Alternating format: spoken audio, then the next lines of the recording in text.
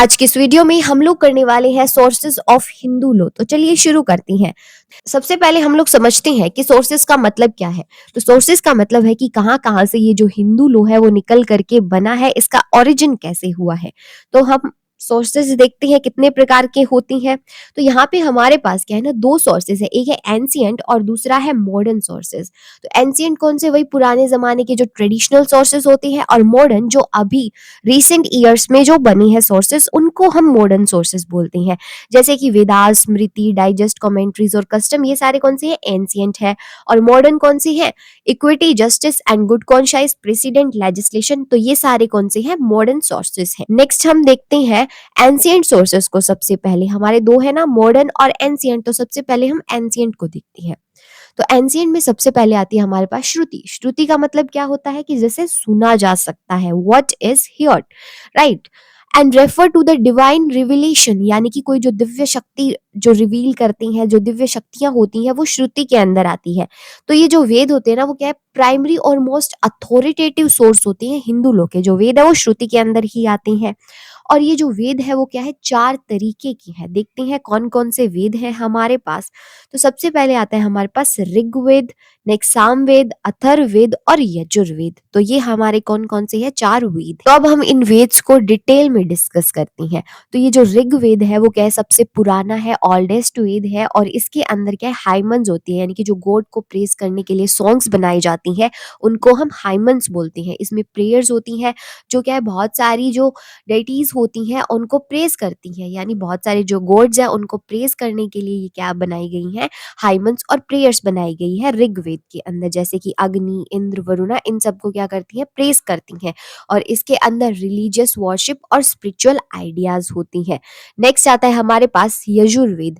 तो ये जो वेद है इसके अंदर क्या है, रिचुअल फॉर्मूलाज हो, सेक्रीफिशियल प्रोसीजर्स होती हैं, यानी कि सेक्रीफाइस कैसे किया जाता है उसके इसके अंदर प्रोसीजर होती है। और ये जो पुजारी होते हैं उनको क्या गाइड करती है कि किस तरीके से जो यज्ञ है और रिलीजियस सेरेमनी है वो परफॉर्म की जाएगी। तो ये सब होता है यजुर्वेद के अंदर। नेक्स्ट आता है हमारे पास सामवेद। तो ये जो सामवेद है इसके अंदर क्या है, हाइमन्स और चैंट्स होते हैं, मंत्र वगैरह होते हैं, म्यूजिकल हाइमन्स और चैंट्स होते हैं। और ये जो हाइमन्स है वो क्या है, गाई जाती रिचुअल्स के दौरान, यानी कोई हम रिचुअल सेरेमनी कर रहे हैं तो उसके दौरान क्या है, हाइमन्स जो है वो गाई जाती हैं। And form the basis of Indian classical music. और ये जो हाइमन्स है वो क्या है, इंडियन क्लासिकल म्यूजिक के एक बेसिस को भी फॉर्म करता है। नेक्स्ट आता है हमारे पास अथर्ववेद। तो अथर्ववेद क्या होती है, जो लोगों के डेली लाइफ से डील करती हैं। इसके अंदर भी हाइमन्स होती हैं, जो क्या है, किससे रिलेटेड होती है, ये रिलेटेड होते हैं हीलिंग, मैजिक, डोमेस्टिक रिचुअल और सोशल कस्टम और प्रैक्टिकल प्रॉब्लम्स से। स्मृति को, पहला हमारा क्या था, श्रुति था, अब आता है हमारे पास स्मृति। तो स्मृति का मतलब होता है व्हाट वाज रिमेम्बर्ड, यानी जैसे याद रखा जा सकता है। It is based on the memories of sages, यानी कि जो संत होती हैं उनकी मेमोरीज पे ये बेस्ड होती हैं। स्मृति के दो पार्ट्स हैं, एक है अर्ली स्मृति और दूसरी है लेटर स्मृति। तो जो अर्ली स्मृति है उसको हम बोलते हैं धर्मसूत्रास, और ये क्या है, लिखी हुई होती है श्लोक्स के फॉर्म के अंदर। और जो लेटर स्मृति है उनको हम बोलते हैं धर्मशास्त्रास, और ये लिखी हुई होती है शॉर्ट मैगजीम्स की फॉर्म में। अब हम देखते हैं कि ये जो स्मृति है ना, इसके तीन प्रकार है, वैसे चार होते हैं, I am discussing here only 3। तो पहली आती है हमारे पास यजनवालकाय स्मृति, नेक्स्ट है मनुस्मृति और नारदा स्मृति। तो सबसे पहले हम लोग डील करते हैं मनुस्मृति के साथ। तो मनुस्मृति क्या होती है, मनुस्मृति का मतलब है जो मनु के द्वारा लिखी गई है, और ये बहुत ही इंपॉर्टेंट रोल प्ले करती है हिंदू लॉ को ड्राफ्ट करने में। यानी जो हिंदू लॉ बना है, कुछ एक चीजें हिंदू लॉ की जो है वो मनुस्मृति से ली गई है। लेकिन जो सारे पार्ट्स है ना मनुस्मृति के, वो एक्सेप्ट नहीं किए गए हिंदू लॉ के अंदर।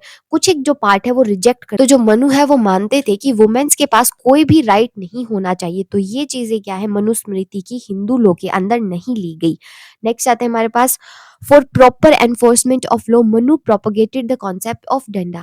यानी कि अगर हमें प्रॉपर एनफोर्समेंट करवानी है ना लॉ की, तो उसके लिए हमारे पास एक पनिशमेंट का प्रोविजन होना चाहिए, और ये क्या है, हिंदू लॉ के अंदर भी हमने इंक्लूड किया है। नेक्स्ट है हमारे पास यजनवालकाय स्मृति, और ये लिखी गई थी बुद्धा और विक्रमादित्य के टाइम पीरियड के अंदर। और ये जो स्मृति है वो मोर ह्यूमन और लिबरल है मनुस्मृति से। यानी मनुस्मृति जो थी वो बहुत ही ज्यादा टाइट रूल्स होल्ड करती थी, लेकिन इसमें क्या है, लिबरल रूल्स है और ये रिकॉग्नाइज करती है राइट्स ऑफ द वुमेन, जो मनुस्मृति के अंदर नहीं था।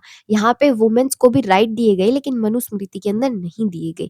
और ये प्रोवाइड करता है inheritance property right to women, यानी कि वुमेन्स को भी प्रॉपर्टी इनहेरिट करने के राइट्स हैं इस स्मृति के अंदर, और ये बेटर स्टेटस देती है शूद्र को। नेक्स्ट आती है हमारे पास नारदा स्मृति, क्योंकि ये नारदा ने लिखी थी जो कि नेपाल के अंदर रहती थी। और ये क्या है, एक ब्रॉड माइंडेड पर्सन थे और इन्होंने बहुत सारे जो राइट्स है वो वुमेन को दिए थे, जैसे कि जो विडो है वो क्या है रीमैरी कर सकती, और ये क्या है शूद्र को भी फेवर करते थे। और यहाँ पे क्या supremacy of king made laws थी, यानी जो किंग ने ही लॉज बना दिए वही सुप्रीम है। अब नेक्स्ट हम लोग देखते हैं हमारा थर्ड एंशिएंट सोर्स, जो कि है कमेंट्रीज एंड डाइजेस्ट। तो कमेंट्री और डाइजेस्ट पहले होती क्या है वो समझते हैं। कमेंट्री का मतलब होता है कि डिटेल्ड एक्सप्लेनेशन होती है एक सिंगल स्मृति की, यानी कि एक जो स्मृति है जैसे मनुस्मृति हो गई, उसकी एक क्या है डिटेल एक्सप्लेनेशन होगी, उसे हम कमेंट्री मानेंगे। और डाइजेस्ट होती है एक समरी और compilation of rules taken from different स्मृतिज, यानी कि अलग अलग स्मृति से जो रूल लिए गए हैं उनको हमने क्या है एक जगह कंपाइल कर दिया है और उसे हम क्या मानेंगे, डाइजेस्ट मानेंगे। तो यहाँ पे क्या है कमेंट्रीज और डाइजेस्ट में दो स्कूल्स इंक्लूड किए गए हैं हिंदू लोग के, जो कि है मिताक्षरा स्कूल और दयाभागा स्कूल।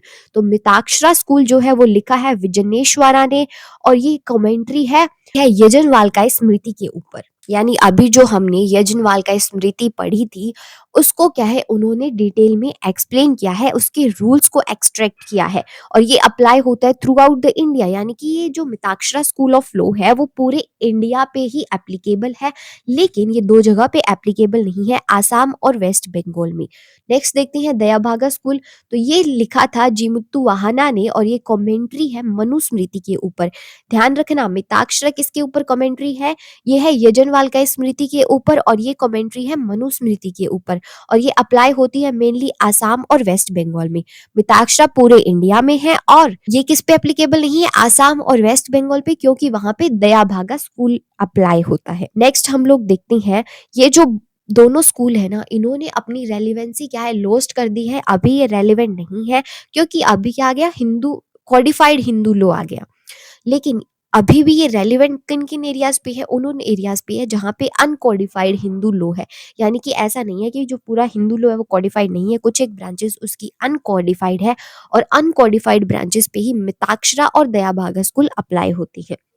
हम देखते हैं कस्टम्स को, ये हमारा फोर्थ एंशिएंट सोर्स है। Custom means tradition activity practice followed by people for long time and which over the time have acquired the force of law. यानी कि कस्टम्स का मतलब है ऐसे ट्रेडिशन एक्टिविटीज प्रैक्टिसेस जो लोग फॉलो कर रहे हैं बहुत ही लंबे समय से। अब ऐसा नहीं है कि कल से ही लोगों ने फॉलो करना शुरू किया है, ये बहुत लंबे समय से लोग फॉलो कर रहे हैं, और टाइम के साथ साथ क्या है इनको कानून की भी एक रिकॉग्नाइजेशन मिल गई है, यानी कि कानून भी इनको अब क्या करता है एनफोर्स करवाता है। जैसे कि हम सतपति देखते हैं हिंदू लोग के अंदर, अब पहले हिंदू लोग नहीं था, उससे पहले क्या 7 फेरे होते नहीं थे इंडिया के अंदर या हिंदूज के अंदर, होते थे ना, लेकिन अब उनको क्या है फोर्स ऑफ लॉ मिल गई है, तो अब वो एक तरीके से लॉ के अंदर काउंट किए जाते हैं। लेकिन इनिशियली वो क्या थे, कस्टम्स ही थे। तो customs are defined under the section 3A of Hindu Marriage Act 1955। तो जो हिंदू मैरिज एक्ट 1955 है उसके अंदर जो सेक्शन 3A है वो कस्टम्स को डिफाइन करता है।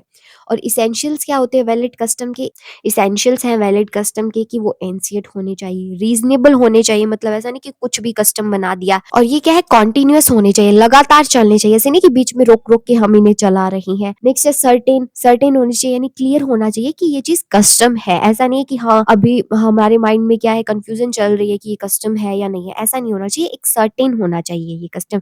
नॉट अगेंस्ट द लॉ, ऐसे कस्टम नहीं होने चाहिए जो कानून के विरुद्ध हो। जैसे पहले एक कस्टम चला आ रहा था कि विडो रीमैरी नहीं कर सकती, तो वो क्या है कानून के खिलाफ था, तो उसको क्या किया गया, कस्टम नहीं माना गया। नेक्स्ट आता है हमारे पास मॉडर्न सोर्सेस। तो दो सोर्सेस पढ़े थे, एंशिएंट और मॉडर्न, अब हम देखते हैं मॉडर्न सोर्सेस। तो मॉडर्न सोर्सेस में हमारे पास आता है लेजिस्लेशन, यानी कि जो कानून बनाए जाते हैं एक लेजिस्लेटिव असेंबली के द्वारा, लेजिस्लेचर में जो बनाए जाते हैं उनको हम क्या लेजिस्लेशन में मानेंगे। Final and most important modern source है ये law made by the legislature, ऐसे लॉ जो लेजिस्लेचर पार्लियामेंट में बनाए जाते हैं। जैसे कि हिंदू लॉ कमेटी अपॉइंट की गई थी 1941 के अंदर, और उन्होंने रेकमेंड किया था कि जो हिंदू लॉ है उसको कोडिफाई कर देना चाहिए। और codified law came into force in 1955, 1956 such as Hindu Marriage Act 1955। बहुत सारे लॉज हिंदू लॉ के फोर्स में आई हैं, जैसे कि हिंदू मैरिज एक्ट हो गया 1955 का, Hindu adoption and maintenance act हो गया 1956 का। तो इस तरीके से क्या है लेजिस्लेशन ने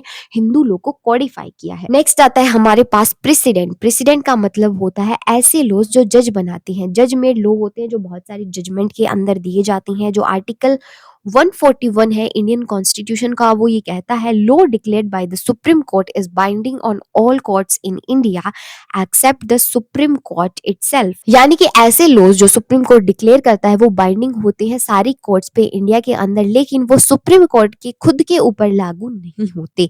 ये कहता है article 141 of Indian constitution. Next आता है हमारे पास लास्ट सोर्सेज मॉडर्न का, और वो है justice, equity and good conscience. तो ये अप्लाई होता है जबकि कोई भी स्पेसिफिक लॉ नहीं दिया गया स्मृतिज के अंदर।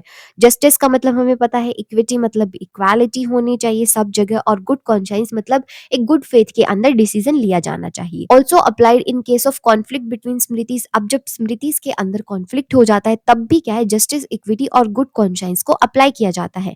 और ये जो प्रिंसिपल है जस्टिस, इक्विटी और गुड साइंस का, वो क्या है यहाँ पे फॉलो किया जाता है। तो हमारे पास एक केस है गुरुनाथ वर्सेस कमला का। तो इस केस में कोर्ट ने हेल्ड किया था कि कोई भी क्लियर शास्त्रिक टेक्स्ट अगर ना हो, ना ही कोई स्टैट्यूटरी प्रोविजन हो हिंदू लॉ को लेकर, तो जो हिंदू लॉ है वो क्या डिसाइड किया जाएगा किसके बेसिस पे, जस्टिस, इक्विटी बेसिस के ऊपर। और ये क्या है, रिकॉग्नाइज करते हैं एक important source of Hindu law को, यानी कि जस्टिस, इक्विटी और गुड कॉन्शियंस क्या है, एक इंपॉर्टेंट सोर्स है हिंदू लॉ का। तो अब हम लोग देख लेते हैं एक छोटा सा माइंड मैप, जिसके अंदर हमने क्या क्या पढ़ा आपको क्लियर हो जाएगा। हमने पढ़ा सोर्सेज ऑफ हिंदू लॉ, दो तरीके के सोर्सेज पढ़े, एंशिएंट ट्रेडिशनल सोर्स और मॉडर्न सोर्सेज पढ़े हमने, राइट। तो एंशिएंट में हमने क्या चार पढ़े, श्रुति, स्मृति, कस्टम्स और कमेंट्रीज एंड डाइजेस्ट। श्रुति में हमने क्या पढ़ा, जिसको हम हियर कर सकते हैं। स्मृति में हमने क्या पढ़ा, जिसको हम रिमेम्बर कर सकते हैं। कस्टम जो पुराने समय से चलते आ रही है। कमेंट्रीज और डाइजेस्ट में हमने दो तरीके के स्कूल्स पढ़े। नेक्स्ट हमने क्या पढ़ा, हमने मॉडर्न सोर्सेज को पढ़ा, जिसमें आता है हमारे पास legislation, precedent, justice, equity and good conscience. Legislation में हमने पढ़ा कि जो कॉडिफाइड लॉ होते हैं लेजिस्लेचर के द्वारा बनाए जाते हैं। प्रेसिडेंट में क्या है कि सुप्रीम कोर्ट लॉज बनाता है। जस्टिस, इक्विटी और गुड कॉन्शियंस में हमने क्या पढ़ा कि जब कोई भी लॉ एग्जिस्ट नहीं करता तो जो कोर्ट है वो क्या है, जस्टिस, इक्विटी और गुड कॉन्शियंस के बेसिस पे डिसीजन लेता है। तो ये सारे हमारे क्या थे, ये थे हमारे सोर्सेज ऑफ हिंदू लॉ। अगर वीडियो पसंद आई हो तो इस चैनल को सब्सक्राइब कर लेना, वीडियो को लाइक कर देना, और हिंदू लॉ से रिलेटेड अगर कोई भी वीडियोस देखनी है तो वो आपको इस चैनल पे मिल जाएगी।